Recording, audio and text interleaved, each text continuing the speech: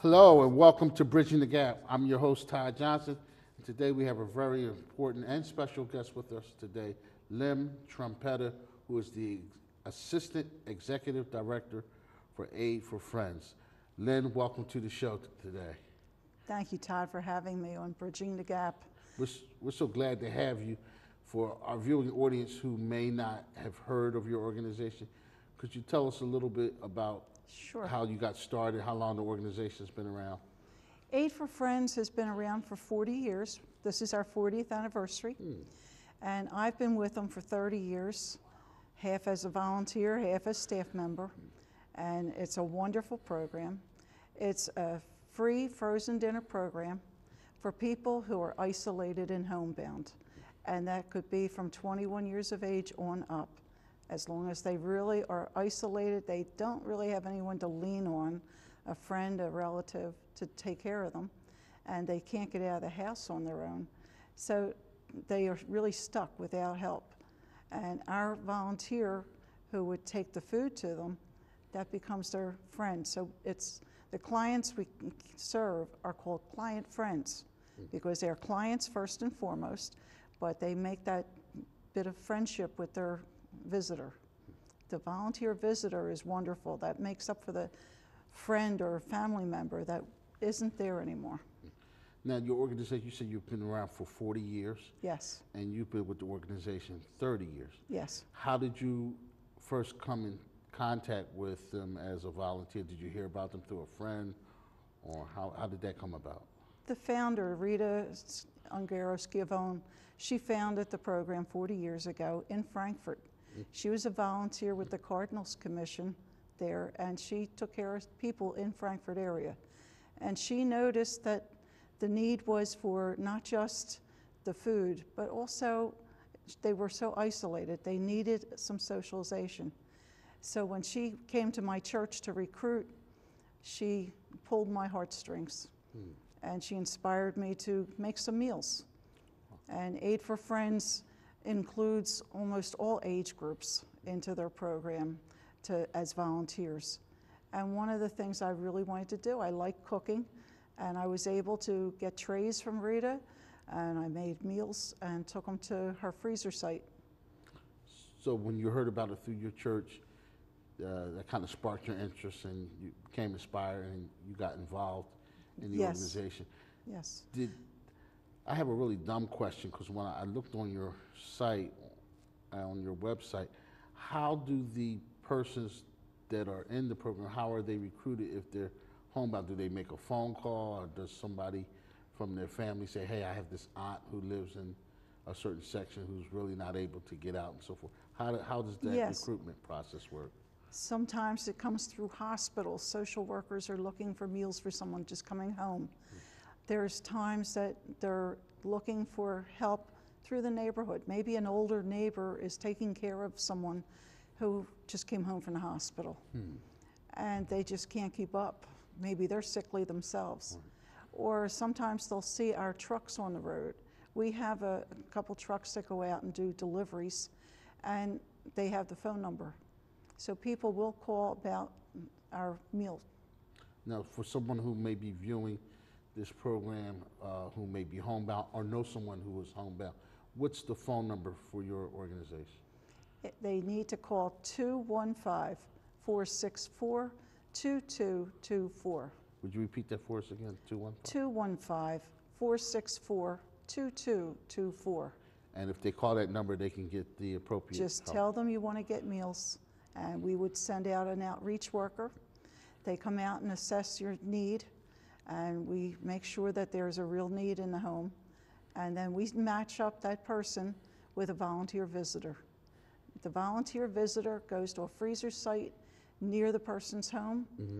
They pick up 7 dinners, and they take it to the person, put it in their freezer, then they sit and talk a few minutes. Anything from 10, 15 minutes to an hour, depending on how they feel about staying. And there's no other job required of the volunteer. It's really that food and friendship. So. That's an amazing gift to be able to give to someone. Do the persons who are referred to your program, I'm sure they come in all shapes and sizes and colors. What, if you could like share something personal story of someone you've seen or recipient of your program, what are some of the stories that have tugged at your heart? We have mostly older people, and they have problems. Maybe they had a hip replaced or chronic problems like heart problems and diabetes, and it keeps them homebound. They lost limbs, and it's really difficult for them to get around. And the problem being our clients, their family usually is too far away for them to help. And if they do see family, it might be once a month they come. Wow. They might do a little shopping for them, toilet paper, soap, that kind of thing, milk and bread, but they can't keep up with their everyday needs. So that client, when they come on the program, we look at all their needs when we go out to visit with them. And whatever it is that they need to stay in the house happy and healthy, that's what we want. We want a good quality of life for them in the home. It's interesting you mentioned that you said your desire as an organization is to have them stay at their home and still be able to Yes. receive the food and friendship that's so needed. Have you ever had a circumstance with your agency where someone was not able to stay at home? Did one of the Yes. volunteers perhaps come back and say, hey, this person's living in a situation that's not safe and maybe Yes. they need to? We've had volunteers come back and say, look, when I first took this person on, they were able to maneuver in the house, but now they're struggling so much. We need to get nursing in there. And then they're assessed by their doctor, and they may need to go to a nursing home, a nursing facility. They need maybe assisted living. And that's something we can advocate for them and contact different agencies for them to try to get help. No. The people that I've met so far, I was a little bit of everything so far. I've cooked for the program. I was a visitor, and one of my clients, he is recently deceased, but he was the happiest man. He was only in his 70s, and he had no legs. He kept losing more and more of his legs to diabetes, and he had prostheses all over the house, because I didn't realize the prostheses they can't use again. They have to get new. And he had such a good sense of humor. He would put a lampshade or some kind of sock or something on them to decorate the legs in the corners of his house. Because every time they would do a surgery, they would have to refit them for another prosthetic Yes, leg. yes. And these are really difficult times. But you know, when I went in there, you expect to see a man who's angry and unhappy. He was so full of life. He was so happy to see company. Wow. And I would go in there with my daughter, and it was wonderful. He kept us laughing. He was really a wonderful guy. I've had other people as well that I took food to, and they were used to certain types of food. And when they came on our program, naturally everybody has a way of cooking. Everybody makes spaghetti and meatballs a little bit different. Right. And we had one man, his wife made the pasta and the homemade meatballs. So when my husband found out about that, he would make a pot of gravy every week for him, and that was for this man. Leo got real pasta. Now, you said gravy. I noticed that when people talk about spaghetti, especially those who are from the old Yeah, Italian the old- way, they talk about gravy as rather than sauce. Right, Yeah. right. My husband made gravy. When you put meat in it and cook it for a long time, he'd cook it for hours, and you could put the fork in there and make it stand up. Wow. It was good. But he made this special, that was his part of Aid for Friends. He would cook for the program. And he took on this man because this man really didn't like the food. He wanted the kind his wife made. And he was 92. He said, at Wow. 92, you should have your pasta every week, and you should have good stuff. So he was used to eating Yeah. the really good stuff. So your Yeah. husband kind of put his Yeah. all into that. Now, the persons who come in your program, I'm just going to assume that when they come, when you go to their house and do the assessment and the evaluation, and you determine that this person is eligible, the Yes. friendship part of it. Now, I know the meals probably are wonderful and great, Yes, but homemade. I would think that the friendship piece is probably just as Yeah. essential as the food. Sometimes that's more important. That idea of having a friend come and visit you to be remembered. There's times when people are so afraid of being lost because no one even knows they're in a home. And if it wasn't for our volunteer going to their home, Wow. they would have nobody at all stopping in. Wow. The only time they might get out is with the van going to the doctor. And that's the only time they would get out of the house. And to be inside four walls all the time, and all you have is a TV or a radio to listen to, it's not good. Right. So when they see that volunteer come in, it's great. We had one volunteer, he went to a man for a while, and they had an ongoing chess game going. Every week there was another move or two, and it was great. And I guess They both enjoyed it. and they kept the interest Yes. of what's going to be next week, what the move's going to be. So I would assume that your volunteers, when they become friends, they probably even transition further than that and become like family members to Yes, the yes. individuals. Yeah. Really, when they go into the home, at first it's a little uneasy, you don't know what to say, and I tell them all the time, all you have to say is, hi, how are you? And that can sometimes open a door for 15 minutes of venting. This person has been sitting in an empty house all this time. Now you walk in with a smile on your face and food, what better? Right. Yeah, And they love it. that's a great job to Yeah. have. But the volunteer themselves, they get more out of it. You feel so good about it, that you're helping somebody in some little way. It's such a basic need to feed someone. And you don't have to make the meals, you just take it to the person. Wow. So have When we- experts know all their When we come back, we're going to jump into that because I want to know more about the volunteers and their makeup. Don't you go away. We'll be right back for some more of Aid for Friends.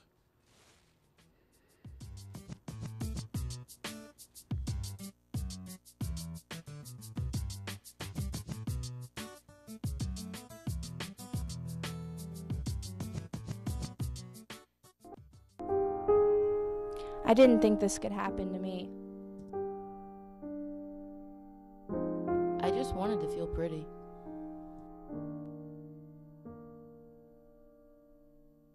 I just put my drink down for a second.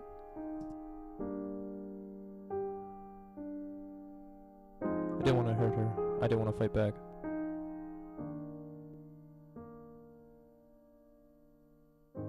In LaSalle University's Communication Department, students learn to think and do. Every semester, communication students create and implement public relations plans for local nonprofit organizations. And journalism students produce Germantown Beat, an online news source for the local community. It's great that we can apply what we learn in the classroom in our community. Philadelphia is the nation's fourth largest media market and has 4 major sports teams. Being in a major media market allows us to gain great professional experience through internships and co-ops. The Communication Center is home to the university's cable station. LaSalle TV reaches over 350,000 homes in Philadelphia and airs mostly student-produced programming. Our communication department is ranked in the top 10 in North America for relational communication research. But keeping with the tradition of the De La Salle Christian Brothers, teaching students comes first. Think, do with LaSalle Communication. Check us out on Facebook and Twitter. Cyberbullying comes in many forms and can happen 24/7. If you or someone you know is a victim of cyberbullying, take preventative and assertive action. Keep evidence and document all instances. Remember to record dates, times, descriptions, and also save and print screenshots. Block your cyberbully and present your evidence to school officials or law enforcement. No one deserves to be a victim of cyberbullying, and together we can end it. For more information, visit stopbullying.com.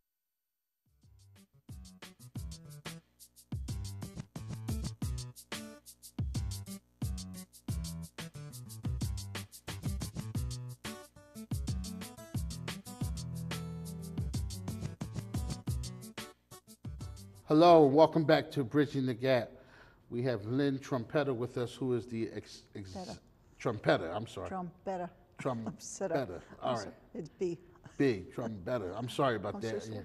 I'm getting tongue-tied with that. So I'll just say Lynn, who is the Assistant Executive Director of Aid for Friends. Yes. And then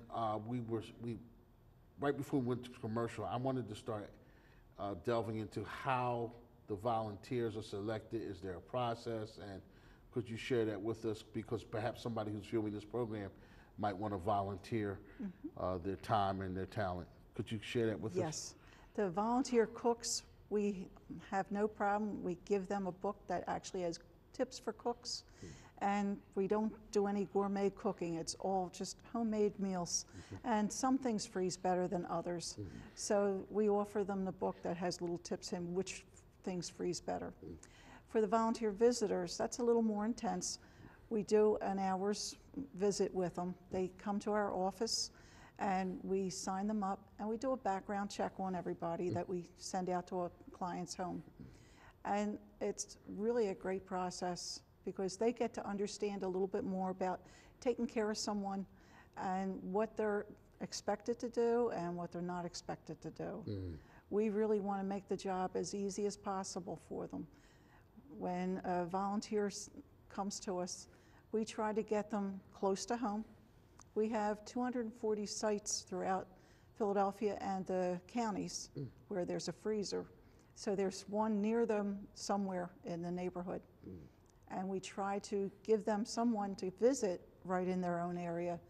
And we have so many zip codes that need help in Philadelphia that all they have to do is contact us and say, I live in 19132 or 1945. We'd be glad to help them out to find somebody for them to visit. And we put them through a little training, showing them how to go about contacting the client before time and how to visit when they're there. We ask them not to talk politics or religion because that usually brings fights. So we tell them keep it nice and easy. And they really, as they visit more and more, they become closer, almost like a family member. Once they're involved with someone. Sometimes they go to visit somebody and it sounds like a great match, but sometimes we have to change them to someone else. The person they were matched with originally, they will be given to someone else to take, and we will get a new person for this visitor. Some personalities just don't match. You know, and I think that's called a marriage when the person yeah. You have to have that little bit of mesh. You know, and the volunteer visitor, they're asked to go to the freezer site and deliver the meals, put the food in the freezer, and then sit and chat a little bit. And they're the ones that are the eyes and ears in the house. When they first start, maybe they take notice that the person is okay, they're talkative, and then all of a sudden maybe they notice they're getting a little more forgetful, or they notice they're not walking right. Sometimes they have to come back to us and say in the office, could you check on this person, have the doctor check them out, and Aid for Friends would go back and talk to the doctor or to a family member to take care of things.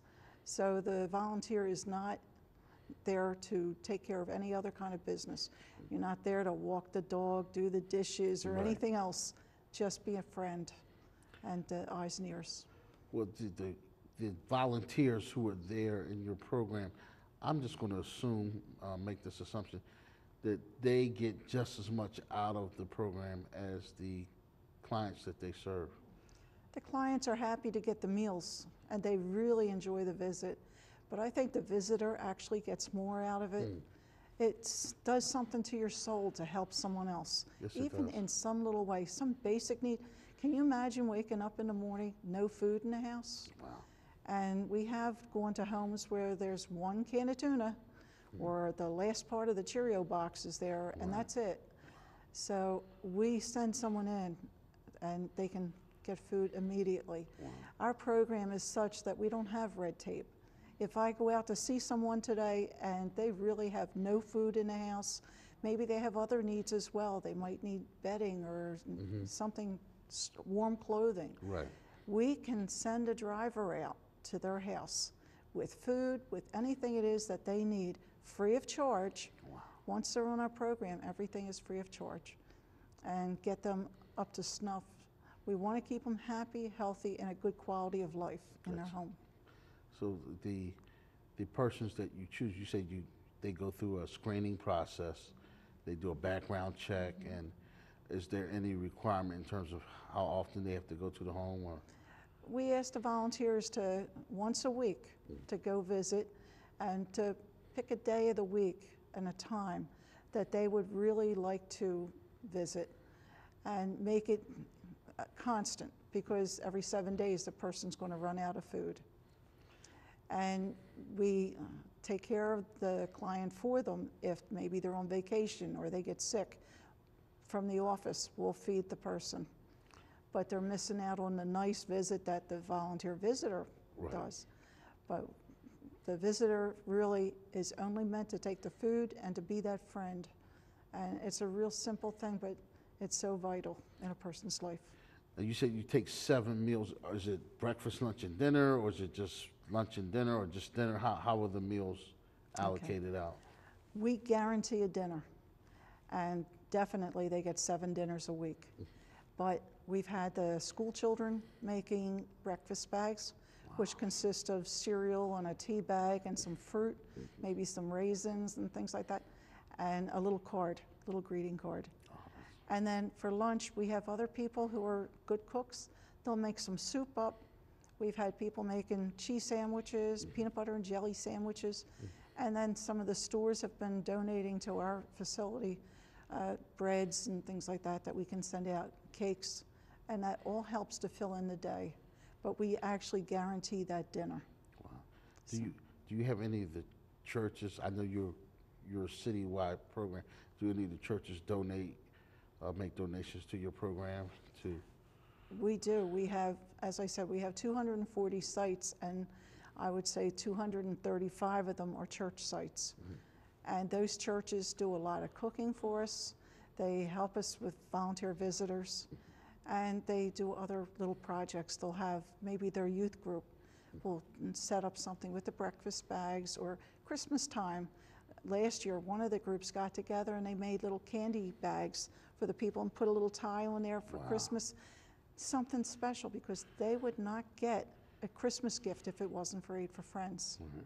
Now, during the time of the year like Thanksgiving and Christmas, I would think that Aid for Friends, maybe, do they have any special projects or any special initiatives that you guys may undertake to, like you said, give the clients some type of gift where otherwise they may not receive anything? At this time of year, we're taking in gifts of warmth. They have to be brand new, and we offer them to the volunteers to take out to their clients. We have a gift of warmth room.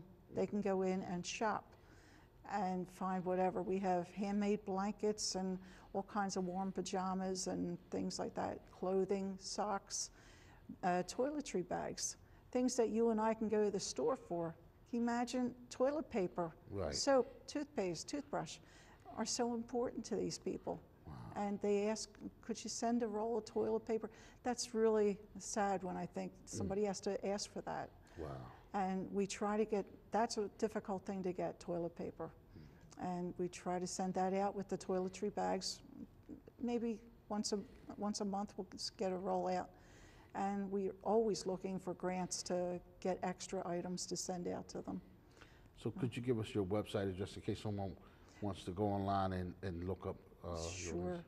Website is www.aidforfriends.org.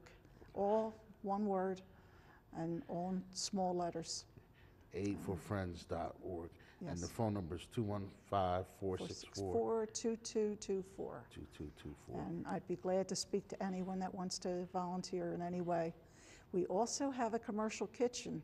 And if anyone is retired or has extra time during the week, we would be glad to have them to come up.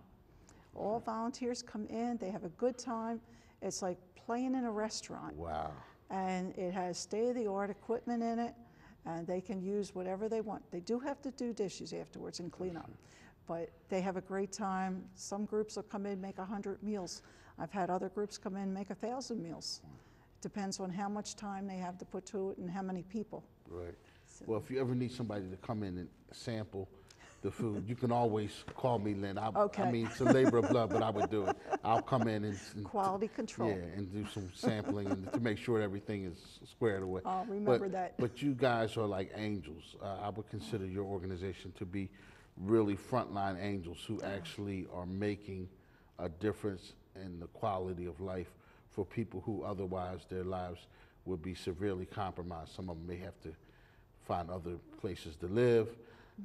But the friendship piece, you know, the loneliness, the abandonment they may feel from family and close friends, and you all are just encompass all of that in one organization. So I just want to salute you and the workers and the staff at Aid for Friends, thank because you you very guys are doing a miraculous job, and I'm sure you make a difference in the lives not only of the people that you serve, but perhaps their family members who live a distance away may look at you guys and say, hey, if it wasn't for that organization, my mom or my dad or my aunt or my uncle would not be the person they are today because Right. they have that human contact It's with true. someone. We try our best to make everything work perfect for the people, and whatever we can do to get them to stay in the home is great. Things like a toaster oven we give them free of charge if their oven's not working, or maybe whatever's wrong with them, they can't bend or lift out of the oven. Right. If their refrigerator is on the blink and they can't get it fixed, we'll get them a secondhand refrigerator. And whatever it is that keeps the meals in there. Well, helps. that's great, and I just want to commend you, continue the work that you're doing. Again, I'm Todd Johnson, your host. When one's on the right and one's on the left, when we reach towards the middle, we begin to bridge the gap. Until next time, love somebody and be nice to everybody. Bye for now.